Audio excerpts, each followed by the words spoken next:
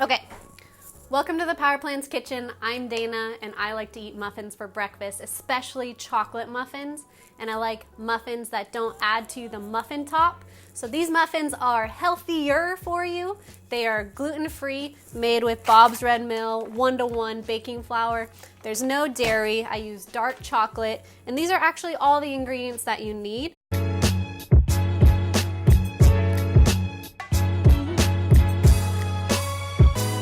For this recipe, there's two parts to it. You mix a couple things in the bowl, you melt some stuff on the oven, on the stove, and then you mix that together and then bake it, and that's it. So dry ingredients, the flour, salt, and baking soda are all gonna go in the bowl.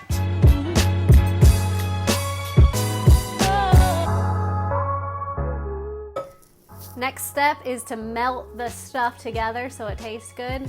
Melting the coconut oil, oh I forgot to get that out. Coconut oil, maple syrup, and chocolate all on the stove. So you're gonna set your burner to like medium-low heat. While that's heating up, you can start adding everything into it. So dark maple syrup, real maple syrup. Coconut oil, you're gonna measure liquefied. So coconut oil is solid at room temperature, and you heat it up in the microwave, it liquefies, and that's how you always wanna measure it, because the volume will be different depending what temperature it is.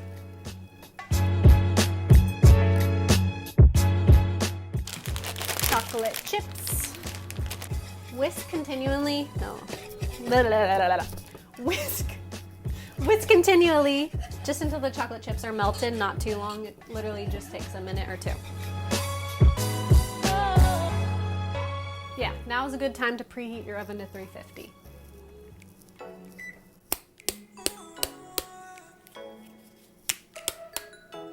That was a terrible way of doing that. Whisk in the vanilla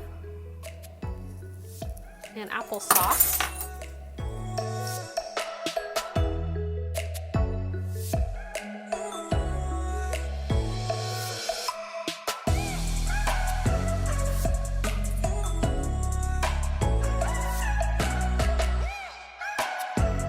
Get the batter into the pan with a 1/4 cup or a 1/3 cup measuring cup, and you want to fill the muffin pan about 3/4 of the way full each cup.